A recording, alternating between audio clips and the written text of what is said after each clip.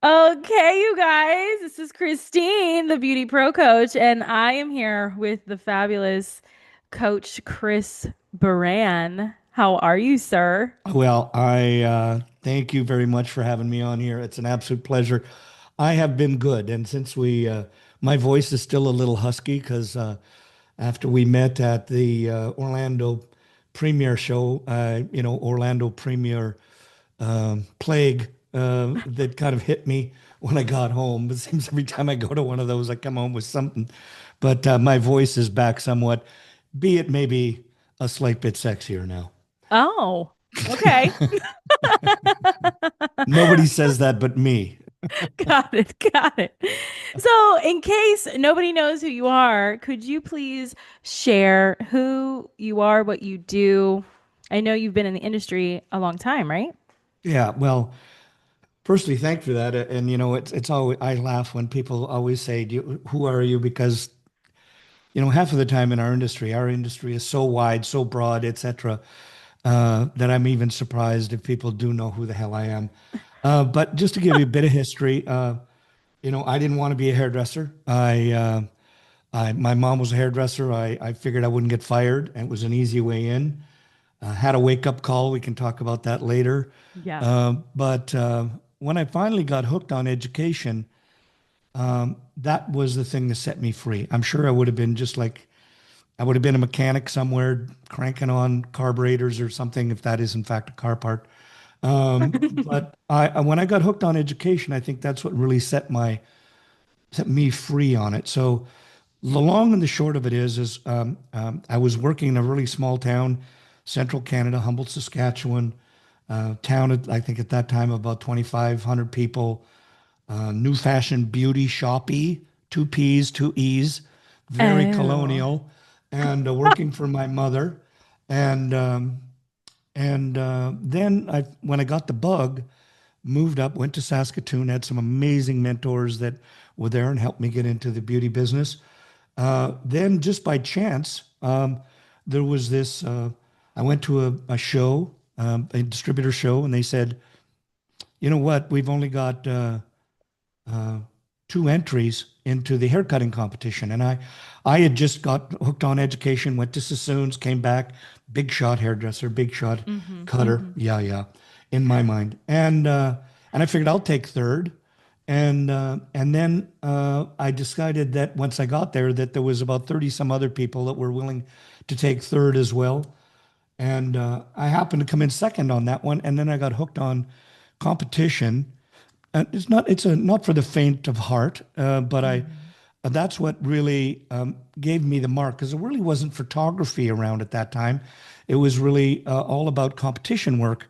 And I ended up on the Canadian team for the hairdressing Olympics. Most people don't even know there is one. What? I did not. That is Well, it's very cool. and it's just called. It was the World Championships. It was in Australia that weekend, that particular time, and I went there, failed miserably.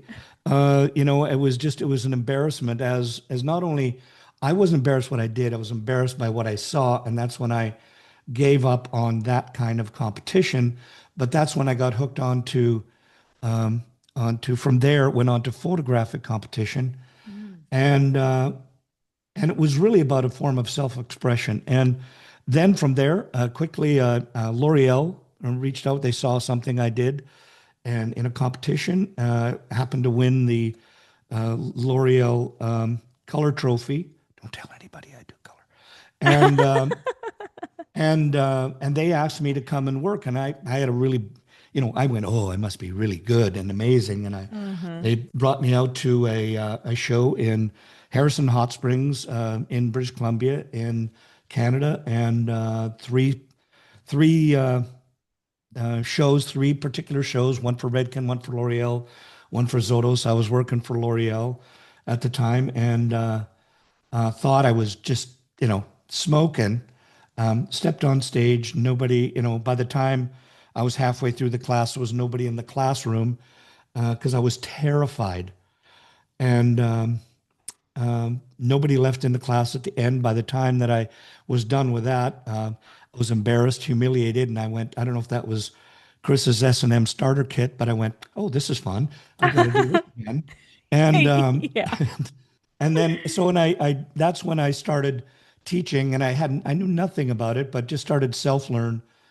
And I'll fast forward you again to I got picked up by Redken for in doing seminars as one of their artists.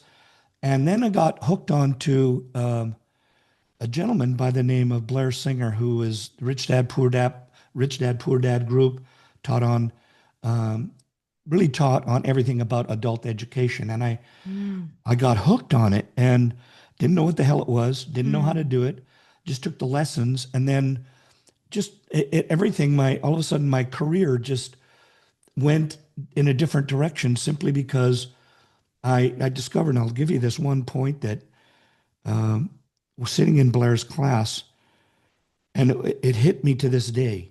Mhm. And I stood up at the end when you're supposed to debrief, which I Right. had no idea what that word meant at the time. Thought it was something that spies did.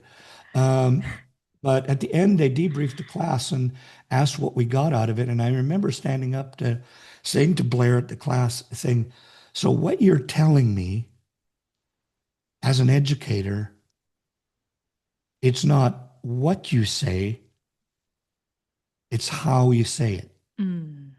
And that just resonated for me and changed the world that I was in, knowing that if you wanted to help people, it had nothing to do with you, had nothing to do with your ego. It had nothing to do with anything more than being vulnerable and being able to just help people discover Mm. what they needed to learn. And that's what turned my life around when it became to coaching. Because before that, all I did was tell people and Mm. look at me, look at how much I know. And I'm sure, I hope you don't mind some cussing on your show. We're real and raw here. Yeah, So but you I just be just went, you. yeah, and I just discovered that, when I was just trying to be me, I was being nothing more. People thought of me just as an asshole Yeah. because it was just about me. And when I discovered the other way around, it, Krystine, it just shifted. Mm. And when if anything that I struggle with now is just to help people not have to go through that pain, the anxiety, the frustration, the extremes amount of money that it took me to learn all of those over that, whatever, 40 plus years Hmm. of paying and failing. And as what I always say, just from there, whether you know me or not, I'll give you my little tip and my little pro is you got to fail your way to the top. Hmm. So that's kind of where it is. I went through stints with manufacturers, still am. I still believe wholeheartedly in manufacturers and what they do. I am currently the uh, global ambassador for Redken. I have several companies, one of which I own with my son Lee, we have a production company that for creating video and film. He's actually this October producing a full-length feature film. For me, it's always about coaching. How do I help hairdressers, whether you're on in a salon, a school, whether you're on stage, how do you help to go through to learn about education in an adult manner so you help people discover and help to transform lives? That's kind of me in a nutshell. There's so much. There's so much. Shout out to Lee, by the way, Oh, because yeah. I met him there too at Premier Orlando. And me He's the good personally, looking one of the two. So, when you got to give up genes, you have to pass that stuff on. I just I have a special place in my heart for parent-child companies. I am Yeah. in business with my mom, so Ah, I love seeing that. So that's very cool. So shout out to Lee. And congrats on the feature film. That's very yeah. exciting. Yeah. Yeah. Well, Um, I'm really proud of him. That's, as I've always said to all my kids, all both. Um, I just said, look, you can be and do anything you want. You just have to yeah. put your heart to it. Yes. And if Mary Barron's boy Chris can do it, so can anybody else. There we go. There we Mhm. go. And then you yourself, you worked with your mom, right? Yeah. Oh, yeah. That's well, I worked. by my mom. As I said, the first 2 years of my business, 2 to 3 years, I worked with my mom, and I sucked. Oh man, I was I mean, terrible. it's the beginning. No. Well, I just know. Well, first of all, I always believe you're in one of two groups of people. You either got into the business because you always wanted to it, or you fell into the business. Yes. And I fell into the business. And quite frankly, when I wouldn't have hired me to save my soul, because I sucked. To me, everything was just about partying. Mm. I couldn't wait to finish work because then I would just go and party my brains out. And I would get home at whatever 2, 3 in the morning and go into work, and not like there was a lineup waiting. So Right. I could go in the back and nurse my tiredness, and but it was I didn't have anything. The only thing that I had going for me is I could draw, so I had a creative side, and I Mm. kind of failed my way through everything, Oh, okay. and I was okay at what I was doing. Uh, but I loved working with my mom. We have this very, I mean, she's not with us anymore, but I had a Hmm. very special relationship with her, single mom. Yep. And but I had a client came in, and for people who might have been bored with other podcasts that I've done, you've heard the story. So if you want to turn on music now, you can. But I had a lady that changed my life. It was a life-changing moment when a client sat in my chair and said, "Chris, don't cut my hair today." And I had the stupidest response. I said, "Why?" And she told me because she was saying, "I'm going to Montreal, Canada to get a good haircut." Oh. And I hated that woman. But no, I metaphorically had to pull the scissors out of the back of her head. Yep. I'm sure my chin was on the floor. I didn't have a beard, but was still gathering hair because I didn't sweep floors real well at the time either. But she changed my life because that's the one that got hooked me on education because I said that it Mm-hmm. was either find out what that hell that Montreal haircut was, Mm-hmm. or give it up and go back to just do something else like mechanics. Okay. And that's when I got hooked, and then moved. I figured I got to move out of my hometown because I was nothing more than Mary Barron's boy, Mm. and moved to Saskatoon. Had an amazing mentor at a salon that I ended up working for, a gentleman by the name of Bill Ross. Actually, he bought this salon. They had two salons called My Fair Lady, and nothing but shampoos and sets. And at the first salon, there was two brothers that owned it, and Hugh, the one brother, I still have amazing respect for him. And I was going to get fired because I was supposed to be building these monstrosities, backcombing hair, and you could you could watch like when I backcombed the hair, it's like Yeah. run up to the end, and then trying to build them over to make them as tall as you could because that's what's the fashion at the time. Mhm. And by the time I would watch them walk away from me towards the front desk, probably to complain, and you could watch this Eiffel Tower that I had built, sagging and leaning, and it was like the freaking falling Tower of Pisa by the time that you got to the front desk. And Hugh, God bless his soul, um, wanted to fire me, and Len, the brother, at the other mall said, no, he's a really good cutter. Had him come over. Len did all the celebrities in town. And he says he had the sense to say, well, look, he's good at hair cutting.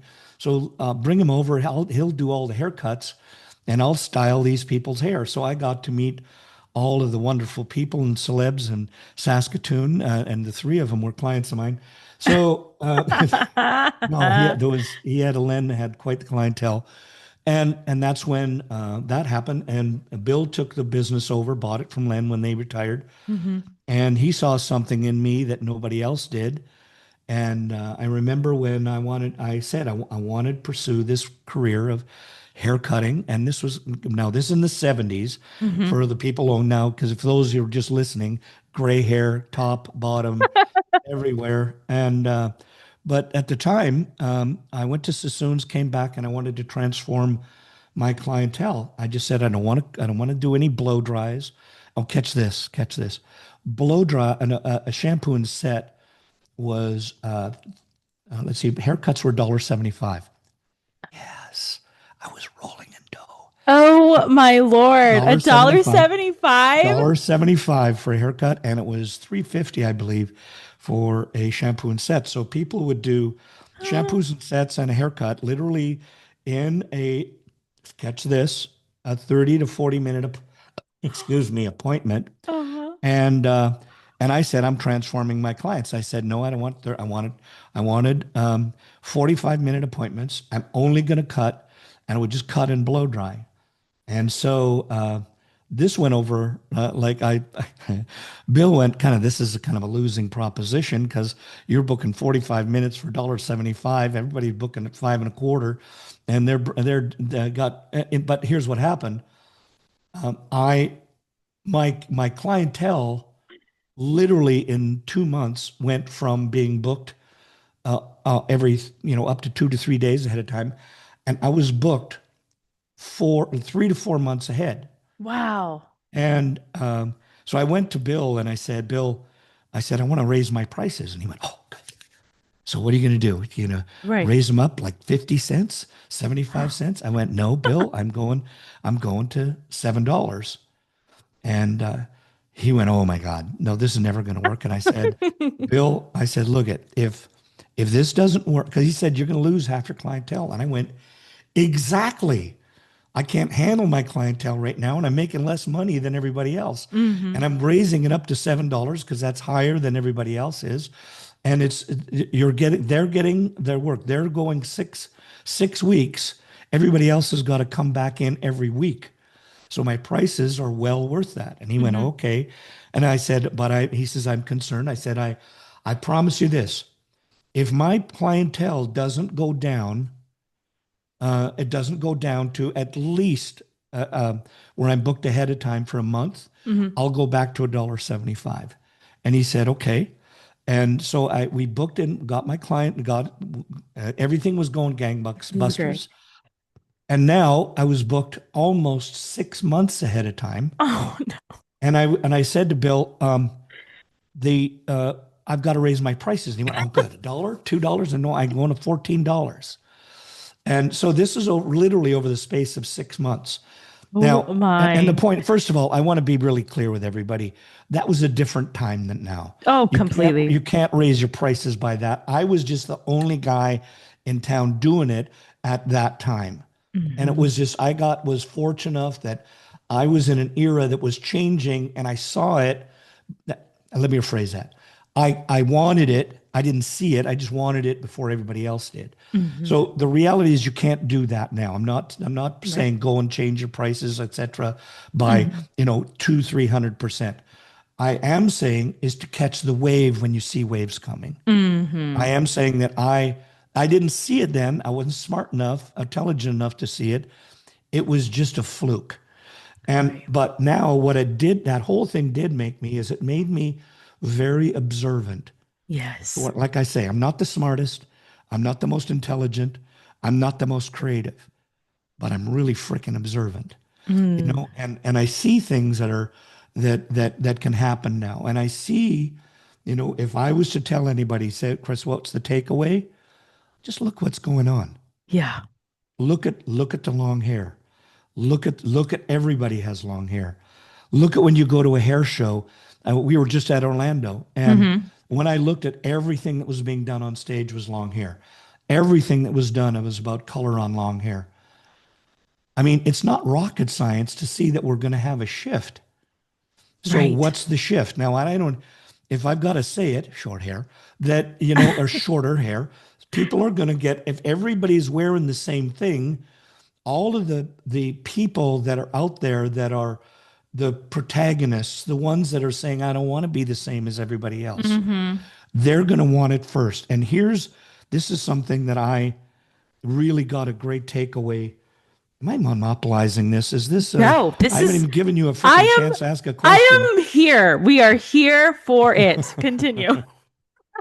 One thing that I was always a big fan of Alexander McQueen as the designer. Yes. Obviously, he's not with us anymore, Mhm. but if anybody is out there that should go back and watch everything that that guy did, is he just saw everything that everybody saw as ugly at a time when everybody he just I mean if you remember when as a designer he had models. I remember in Paris he did this show where he had wedding dresses that came out, and he had a robotic arm that would spray them all black. And then he did another one where he was the one that introduced. I mean, right now I've got Uh-huh. skulls on my hands, Right. but he had skulls. He put skulls on wedding dresses. People were appalled. They were upset. How dare you take something that's Yeah. so sacred as a wedding and put the devil on it? I Right. mean, now everybody, include our granny, has they've got skulls on their knickers. You know, Right. everybody, there's skulls, everybody. Nobody thinks about it anymore.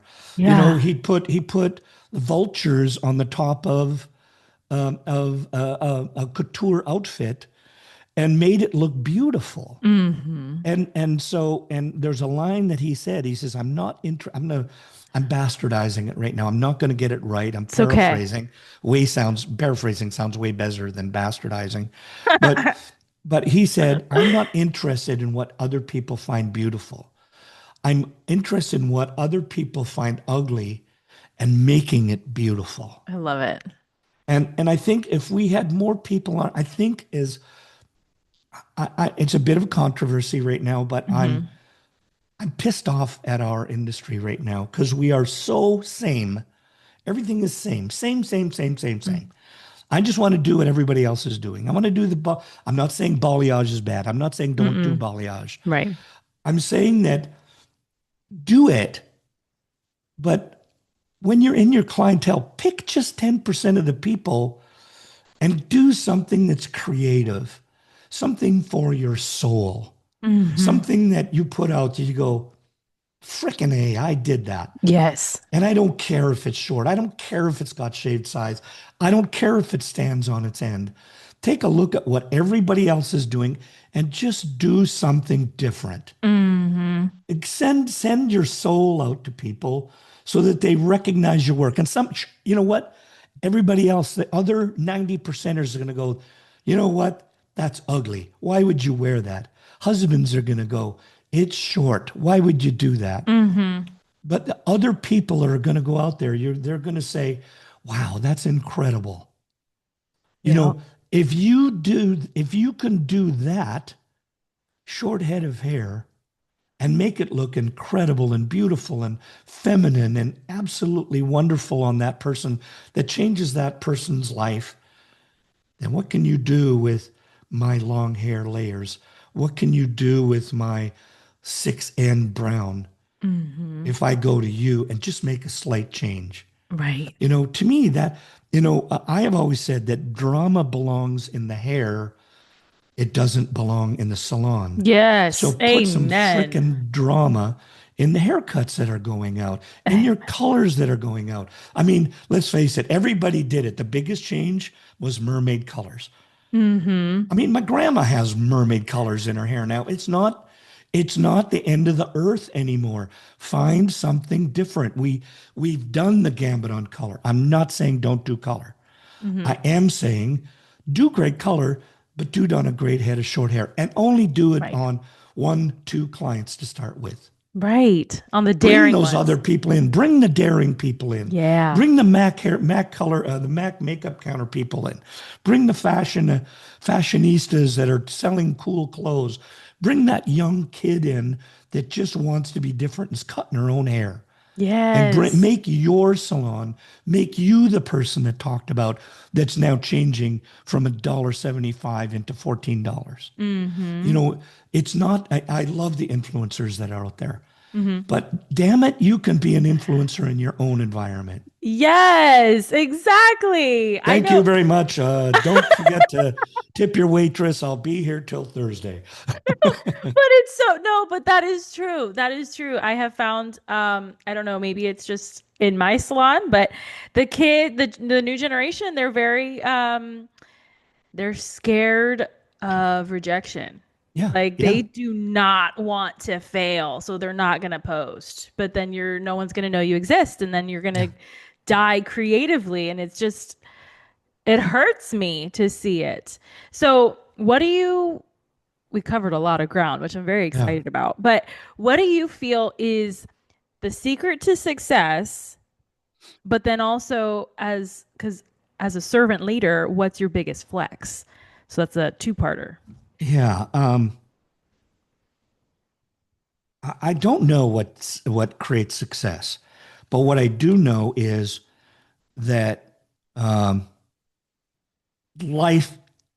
Let me rephrase that. I do know what success is. Success is failing your way to the top. Hmm.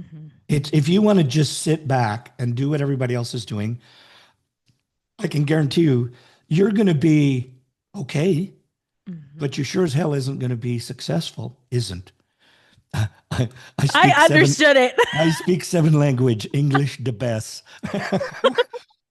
Isn't going to make you, it's yeah. Now you know. I always say that when I was finished with grade 12, I never said I finished grade 12. I said when I was finished with grade 12, and my grammar is Smart. now speaking for that. But what I will tell you is successful people not like you get up in the morning, have a cup of coffee, a little stretch, and Hmm. go, can't wait to fail today. Hmm. But if people would just realize that you've got to fail to be successful. You did it on your bicycle. Yeah. You did it when you walked, Yeah. and you know who I blame? Um, Society. And, this is when I talk to people about teaching. Hmm. Is teaching, well, they always say, have you ever heard that said that the fear of the public speaking is the number one fear above Yes. death. It Yeah. really is not. It's a fallacy. It's a myth. Okay. It's a myth. The number one fear is public humiliation. Mm. And public speaking just gives you the best opportunity for public humiliation. Uh-huh. So, but if you don't stand out and you don't do something different and you don't try something different, then that is the way that you can ensure that you won't be successful if that's all you do is sit back. Just if you think about it, because we always say about rejection is, and let's face it, everybody, re, rejection is built into us instinctually. If Hmm. people understand that humans are animals and we're pack animals, Mm. we live and we succeed when we live in a pack that is built with people around us that we could, if we lived on our own as hermits out in the wilderness, people do it. I Hmm. don't suggest it. I've never tried it, but I still don't suggest it. But the point is that society in a whole has created rules that suck, Yeah. that Yeah. suck because it says now, and I'll talk to this in general, Krystine. Are we not in society if, and this is just simple yes or no questions. Sure. If you make mistakes in society, are you ranked higher or lower? Lower. Yeah. Yeah. And if you have successes and wins, are you ranked higher or lower? Higher. Yeah, but you can't get the success unless you made the mistake. Right. That's what's so screwed up Right. about our society Yeah. is you got to make the mistake. And yet in our Mhm. school systems, we're rated poorly Mhm. if they make mistakes like I did. Mhm. Making a C on an exam was amazing. My mom loved it if I got a C. Right. I don't know if they use that grading anymore. That just meant middle ground. Okay. I mean, It- I did. So I yeah, mean, things have changed. So yeah. who knows? But the point is that we got to make mistakes in order to learn. Yeah. And the point is, when we make mistakes, people laugh at us, they make fun Mm-hmm. of us, Mm-hmm. you internalize it. Why do you think that every kid in the salon right now is so afraid to make a mistake? Yeah. Because they're either going to get they're not going to get the raise, the client's not going to come back. But here's what I Yeah. would say to them: so what? Mm-hmm. So the Exactly. client doesn't come back. If you said to yourself, "What did I do wrong?" and learn to fix it. Or what about if you went to your client and said, "Hey, noticed you didn't come back. Yeah. Was there anything I could do differently?" Yeah. And they said, "Well, I didn't come back because that one side was a little longer, or I couldn't handle it really well." Or then what if you said, "Well, come on back and I'll fix that. Come on Mm-hmm. back in and I'll teach you how to blow dry that. Mm-hmm. Because thank you for the advice because I forgot to do that. So I'm sorry, and I would gladly love to you to give me another opportunity and I won't charge you." Mm-hmm. Think about how you'd shift that person, and now you've got a loyal client forever. Mm-hmm. It's a humbling experience. Oh yeah, well yeah. So is failing. Yeah. Everything failing in it. But and I didn't come up with this. I'm not smart enough. But I saw this the other day, and the acronym for failing. And quite frankly, I hate when fear is just fear being blah blah blah. Uh-huh. But fail. The acronym for fail is first attempt in learning. Yeah. Fail. You're going same as the bike, same as everything else. Yeah. Yeah. So what was your biggest flex, you think, as being a servant leader now? Um, well, firstly, I'm telling you stuff that it took me 20 years to figure out. Mm-hmm. It wasn't like I was that young kid and went, "Hey, what if I did this and did it?" I Right. would have been success way longer before that, but I didn't know. Right. So, I mean, what I did is, and I think just the very statement that you said is being a servant leader is being able to understand you made a mistake and how to rectify it. Mm-hmm. Is servant leadership is just serving first without really expectations. Oh, love So that. I just think that most of what I learned from being a servant leader, I didn't learn until the last, well, my dad always says you got two 20-year periods. You got to give and you got to get. The first Yeah. 20 years you give, that's where you're paying out everything for your home, your house, your rent, you're putting away money, blah, blah, blah. It's Uh-huh. constantly giving.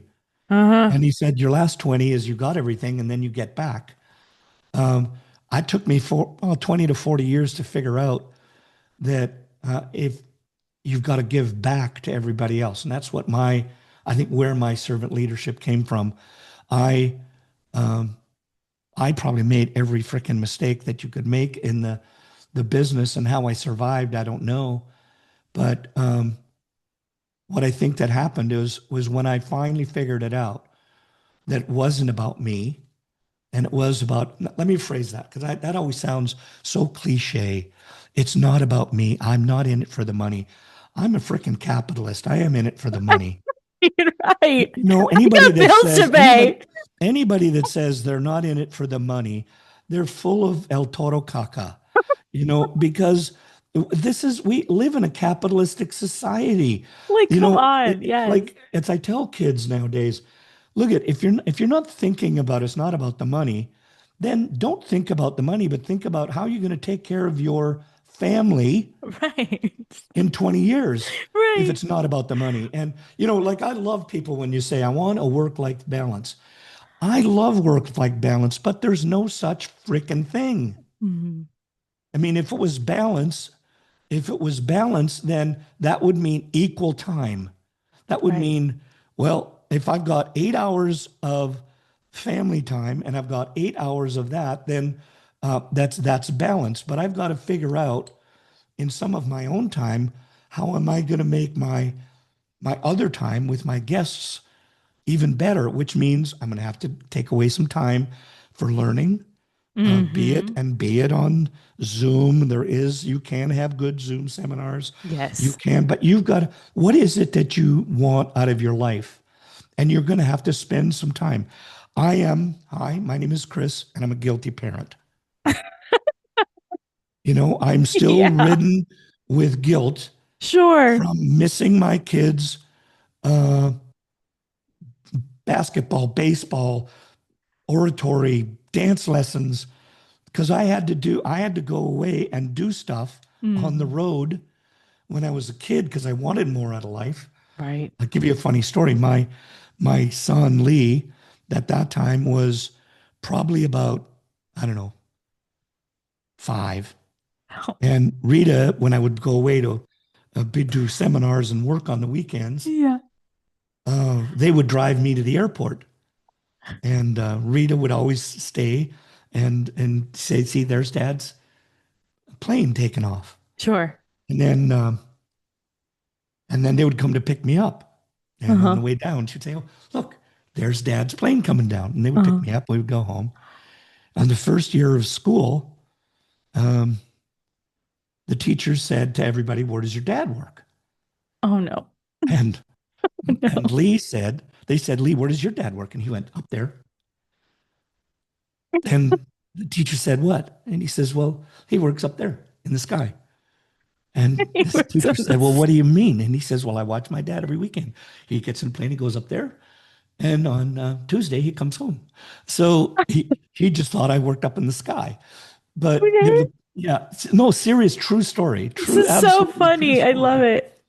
But my point is that I'm guilty parent because in order to have the successes that I have now, to make it great for my kids and great for my family, that I had to do extracurricular work. I could Mm-hmm. have just worked in the salon, which would have been fine. I commend everybody that are six figure workers or more that can do it. Good on you. Mm-hmm. I just needed more. And I needed from that ego, probably driven side, I wanted it about me. And I'm about to bring this full circle when it Okay. comes to servant leadership right now. Okay.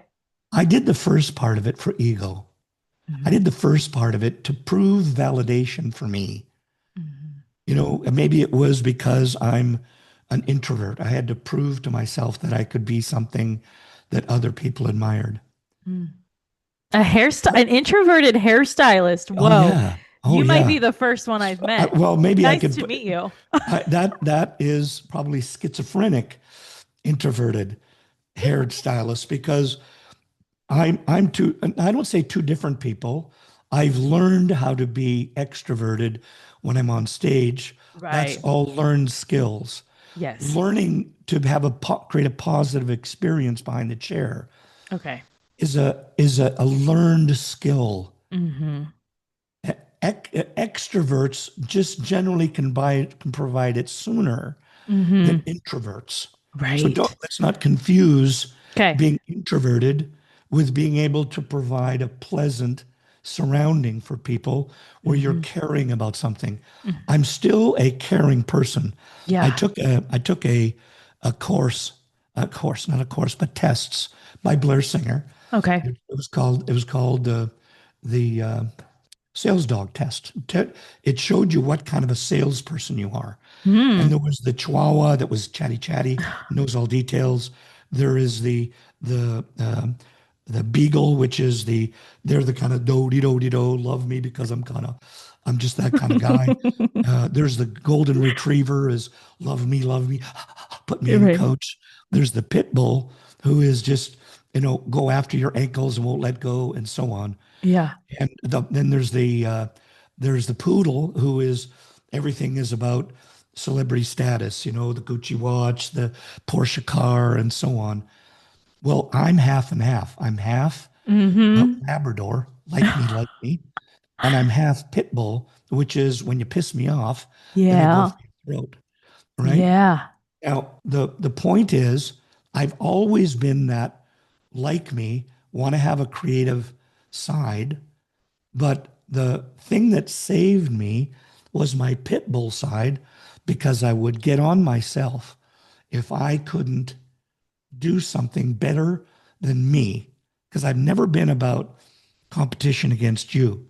I've Mm-hmm. always been about competition against me. Yeah. And I think that what happened at the beginning, I just let it all be about ego because ego, what the way you write, like whichever way you put it, is not necessarily a good thing because it's me driven Mm-hmm. rather than we driven. And I had to learn in the latter 20 years that, damn it, I got better response when I made it about you Hmm. and I could be vulnerable and I could just share the crap that went on. Because if when I was on stage, if I went, I've been through the same shitstorm that you've been through, Mm-hmm. then people became endeared to me, not afraid of me. Right. And so it Hmm. was a big turnaround for me. Yeah. Oh, I love all of this. What what insults have you ever gotten that you're Oh, just so proud that you got it and it is your driving force now? I have one that's so bad. Well, no, it's so weird that Okay. that people don't believe me when I tell this story. I'm so ready. Um, but I was at, and I'm trying to place it. I don't remember if it was in Canada because I did a 5 year stint in Canada, traveling all across Canada when I lived in Canada, Hmm. and then I wanted to get outside, and I put myself out so to get onto the U.S. market, and I traveled the U.S. market. So I don't remember the exact location, Okay. but I do remember, when you're at a hotel and you're going to the convention center and there's the walkway, Yeah. indoor walkway Yeah. between the hotel and the convention center. Hmm. And I can remember walking back Okay. towards the hotel. And when you can tell when somebody recognizes you Yeah. and they're walking towards you and they shift their path so that they align with your path. So you have to run into them Yes. and they're looking at you, but I always imagine people, when you see in cartoons, obviously I love cartoons when I was a kid, Hmm. but in the you couldn't hear them, but there was always the thought bubble that was Yes. above their head. Yes. And I could see, like at that time, I could see their thought bubble and they were it would have those question marks above them. And they came up to me and they went, "Oh, I love you. I love the when you blah blah blah, whatever they said." And they were um, they were trying to recognize and remember, and they were trying to get me to say my name, but they came up and they said, Oh my God. and I let them hang in it, because I could see the Yes. question marks above their head. Yes. And I went, and they went, and they were just having a hell of a time with figuring out what my name was. Uh-huh. And so I just finally said to them, I thought I'd let them off the hook because they went, and I went, Chris Baran. They went, no, uh, Nope, that's not it. yeah, nope, you're not I Chris don't know Baran. that guy. No, I don't even know who that is, but That's oh great. Lord. Yeah, That's great. talk about a bringing you down to life moment. Yeah, I'm Chris Barron. Look at me. Look how good I'm. No, no, no. That's not who you are. That's not it. So what do you think is your biggest failure, whether it's personal or Oh professional, and what did God. you learn from it? You know, personal,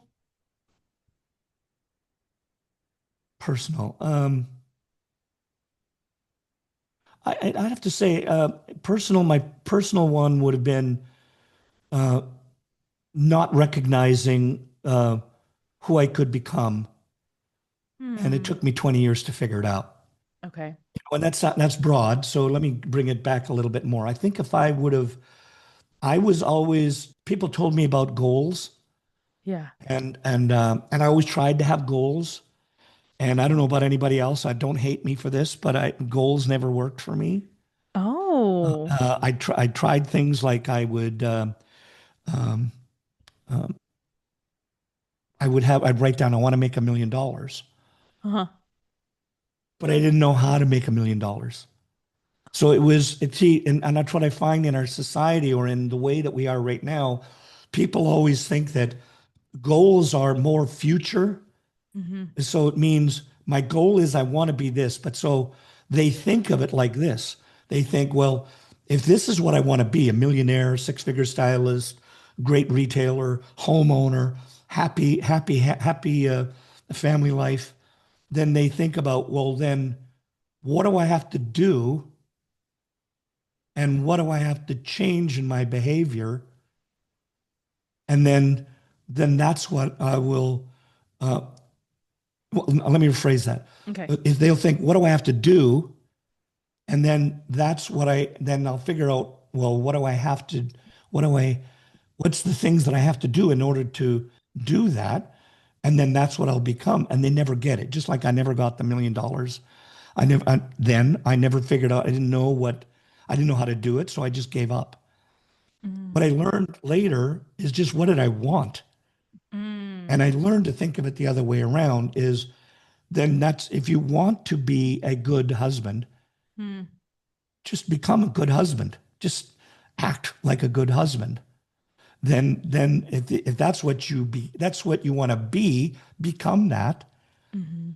Then you can think, well, maybe I shouldn't argue so much, or maybe I should listen, or it only took me 40 years to figure out to ask my wife, am I supposed to listen right now, or am I supposed to do something about this?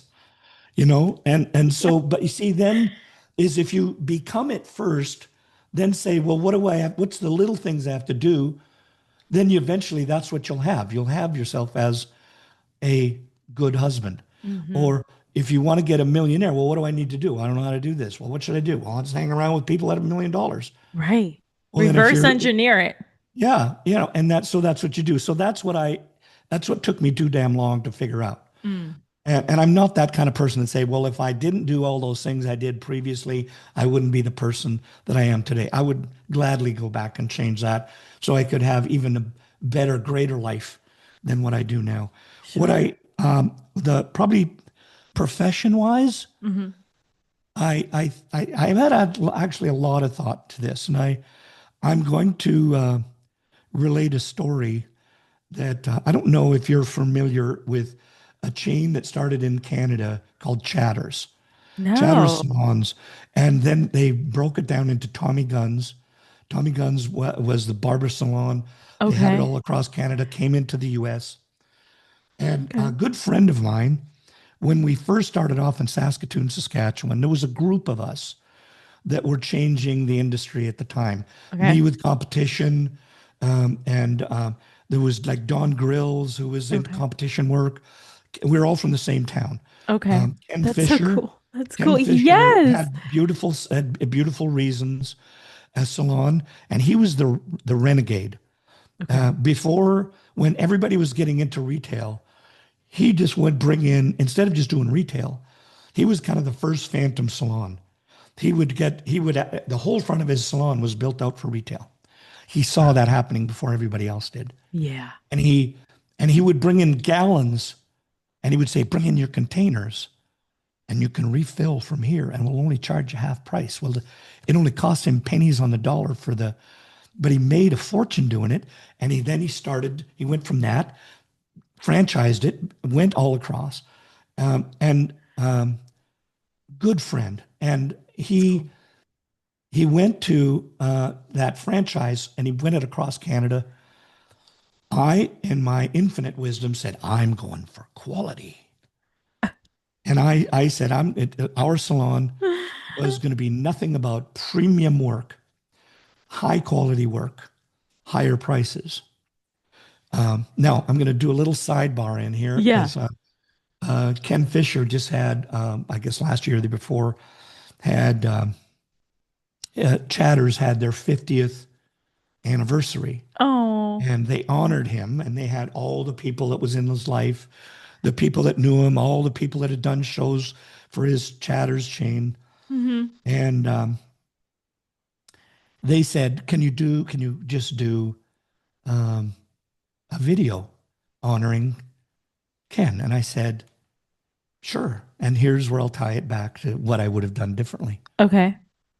And I did the video and I said, Ken, I says, I have to commend you. I said, um, we started off in Saskatoon, Saskatchewan together. You with Beautiful Reasons, me at Hair Baron. And I said, you went on to become famous. I'm sorry, you went on to become, I said, I went on to become famous. Hmm. You went on with your chain, just sold it for an umpteen $1 million, millions of dollars. You became rich and I became famous. So I said, if you ask me what was the thing that I would have done differently, I would have started that salon that we had, Hmm. systematized it, things I'm learning about in the franchises of beauty schools that own and that I'm a part of Hmm. now. Yeah. And I would have systematized everything that I do, Yeah. and I would systematize the salon like he did and franchised it. Yeah. And that's where when you systematize, and this is for the salon owners that are out there. Hmm. I'm not saying you have to I can't even say the damn word. Systematize, Systematize. systematize the systems that you have for hiring, Yeah. firing, front desk, education, and everything down the line, so the company doesn't need you anymore. That's when you become successful. Ooh. Because Ooh. when Tie it's it into the beginning. when it's Wow. about when it's about my shingle on the front, Hair Baron, my name, Hmm. right? You can't sell your name to Yeah. somebody else. It doesn't work.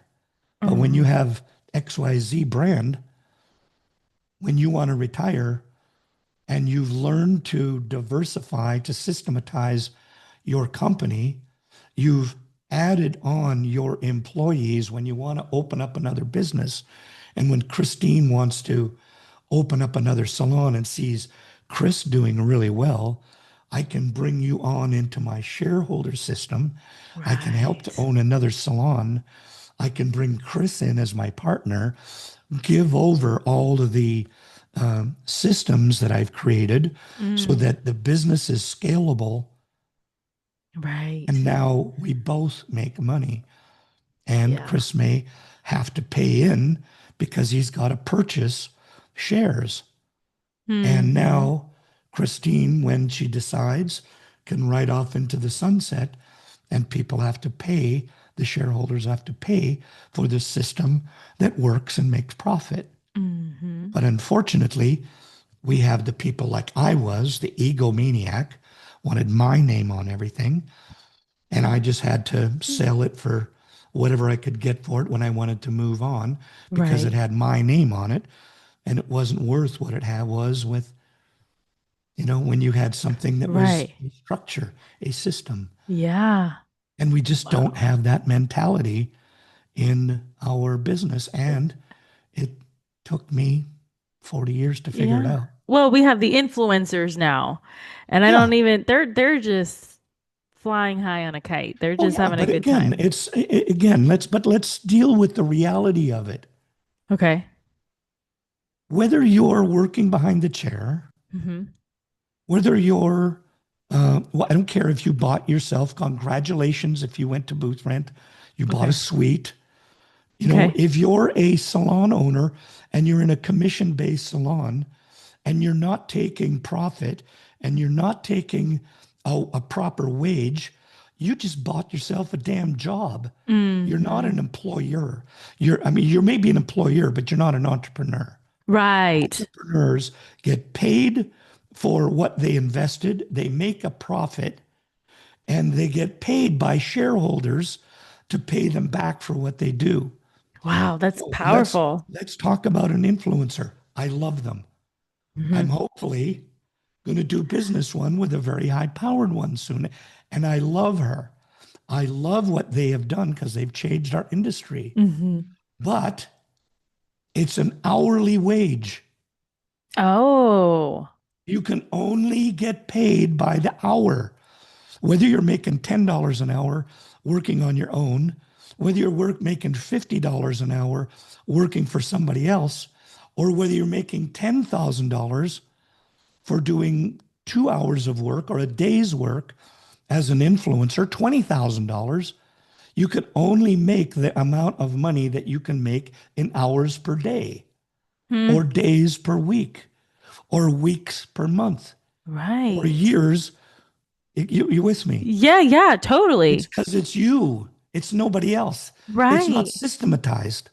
The Right. only way people think, let's take hairdressing out of it. Hmm. If you take a look at other successful companies that are making a good profit, it's got everything to do with the owner not working behind the chair, as in hairdressing. It's about the owner having the vision and taking everything they have as an entrepreneur and making sure they can build up to, because I read this report, you're not truly an entrepreneur until you have 50 plus employees. I don't know who did the math. I don't know where it came from. But if you want to be truly successful with a systematized company, Yeah. you have other people making your money for you, and you're taking a small amount of what they make and making it your profit. That makes Right. sense? Yes. So Yes. that's when you take yourself out of the game and you make the beast the the entity. Hmm. The business becomes the entity. Right. How do I make the business? How do I get good employees? How do I avoid the trickle down effect of mass walkouts? Well, I do it by having other people in the wings. You want to go? Great, go. You're Hmm. not happy here? Fine. I wish you were. I've done everything I could to make you happy. But if you're not happy, let me find you another place where you can be happy, and I'll buy you another, and I'll buy more people. I'll give you Bill Right. Ross, I was talking about. Yeah. Bill, when I left, I wanted him as a business partner, but Right. he just said, "No, you need to go on your own." Right. And he said to me, he actually, catch about this. He went, Chris, on the day I left, he said, Chris, first of all, he took me to the banker. He helped me get the loans for my Yeah. business. Yeah. He got me an accountant. He hooked me up with lawyers so that I knew how to run my business. Yeah. And he said, Chris, here's your next 6 weeks of appointments. I've instructed them all to where you are, and here's your book. Here's your clientele. Wow.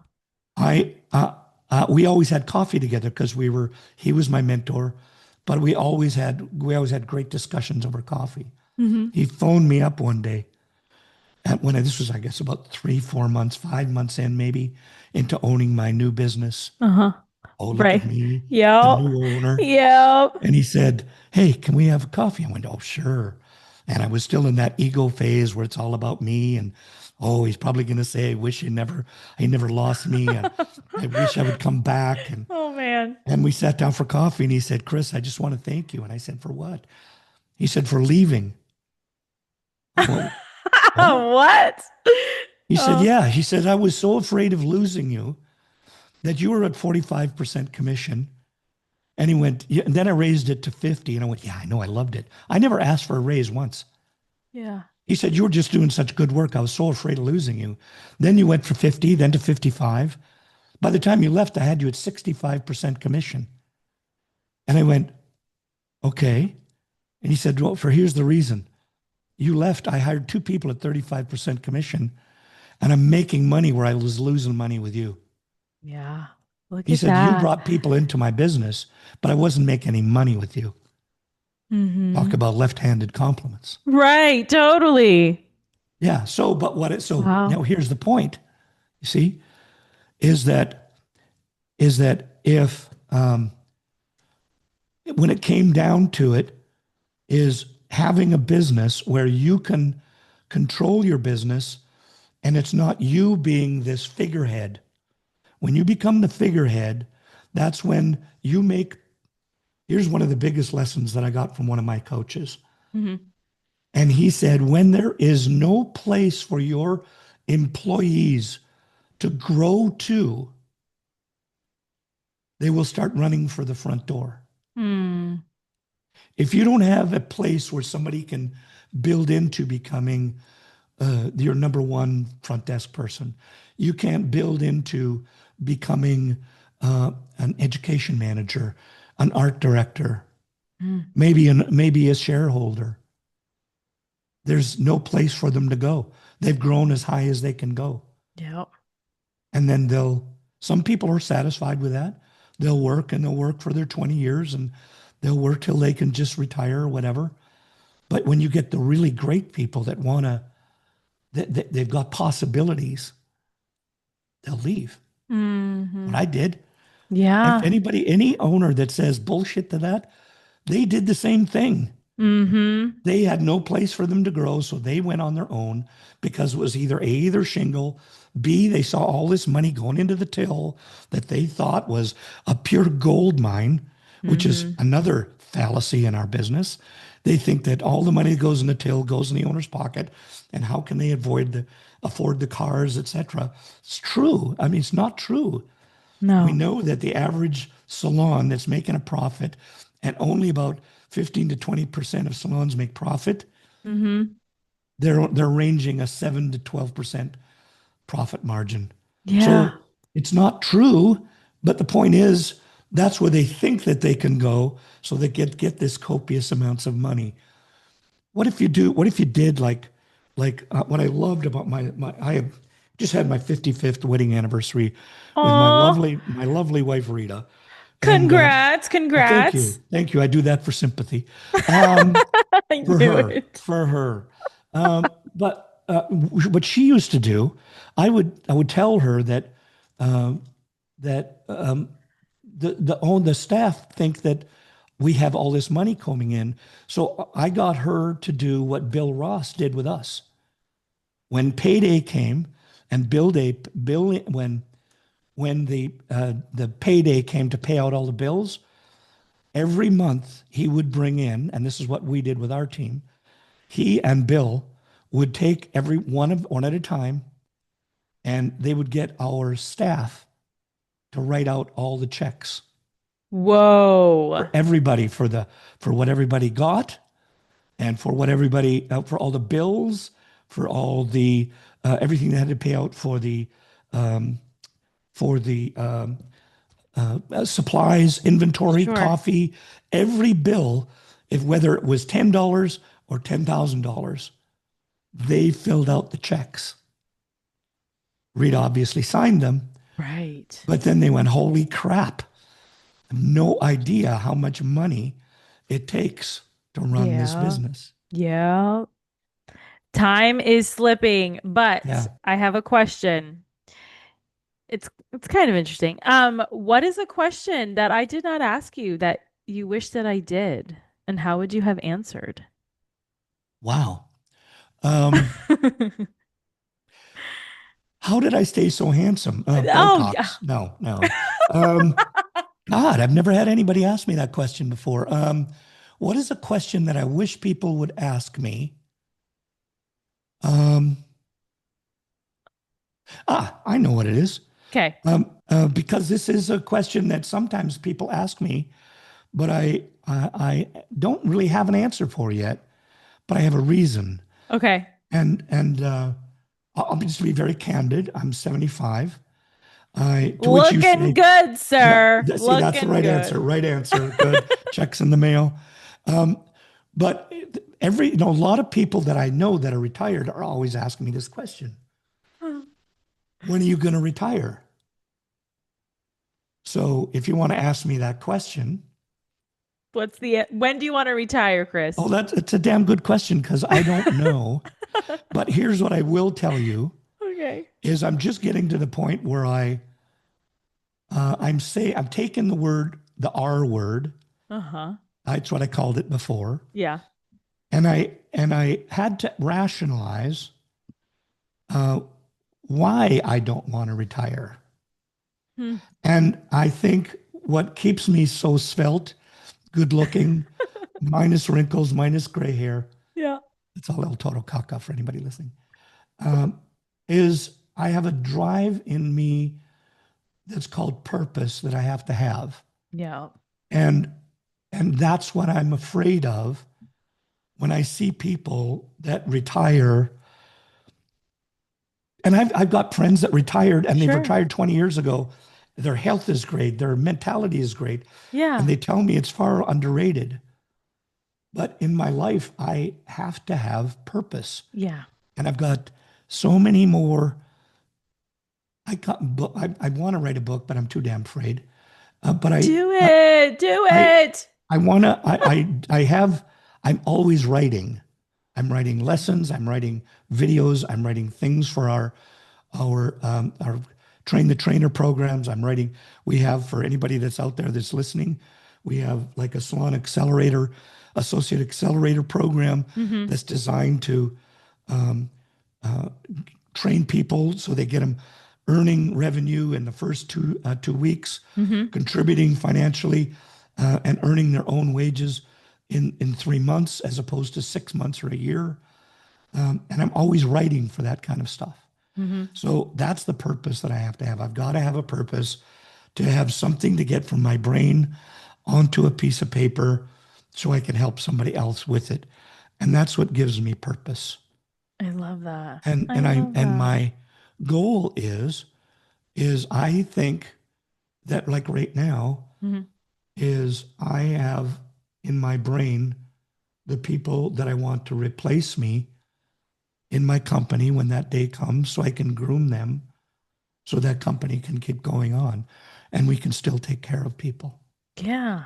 Okay, so now that we're towards the end of our time, how can people like what do you have going on right now that they can work with you or get in contact with you or because we're gonna put that in the show notes. Yeah. Well, if you just, I mean, if you, the trainersplaybook.com, no Okay. apostrophe, but trainers Okay. with an S, Okay. playbook, like the two words say, .com, as in the website. Mm-hmm. That's everything that we have is inside there.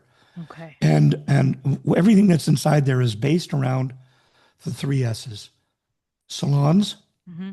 schools, stage. Mm. Oh, I And love and that. for the S is for stage. Stage is about whether you're an educator in a salon, whether you're an educator in a school, whether Mm. you're an educator that is working for manufacturers or for your own as an influencer or whatever, and you want to know how to get better with adult education, Yeah. some of the things that I talked about in this program, Sure. then you can go there. And we have Chris Moody, one of my incredible uh, partners out of the UK, that is involved with our teach and lead program, which is for educators. We have a curated 6 month program, weekly coaching Mm. for teach and lead. It's called teach and lead. Love And you that. can go just teachandlead.com or go into Trainer's Playbook and find it there. And that's what we have a curated program for. We have Chris Camp with people who want to come to that. It's yearly. This Mm. year it's in November. It's a 2 day incredible high performance, uh, all inclusive where you're doing the work. We're not just Nice. professing to you. Good. And you come and learn there. And then if you're interested in Salon Associate Accelerator, you can just go on there and you can get the hype on exactly how to improve and get your associates contributing financially and emotionally and skill wise faster than they ever were before. I love that. Thank you, Chris, for all of the knowledge that you have poured into our hour together. I appreciate that. I know our listeners do too. So you guys listening or watching on YouTube, make sure you go check all the things out.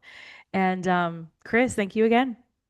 It was a pleasure, and thank you for doing what you do and really helping to make sure that our industries see the people that are out there, as well as making sure that they teach at the same time and Mm, lead at the same yes. time. Thank Krystine, you. thank you. Thank you.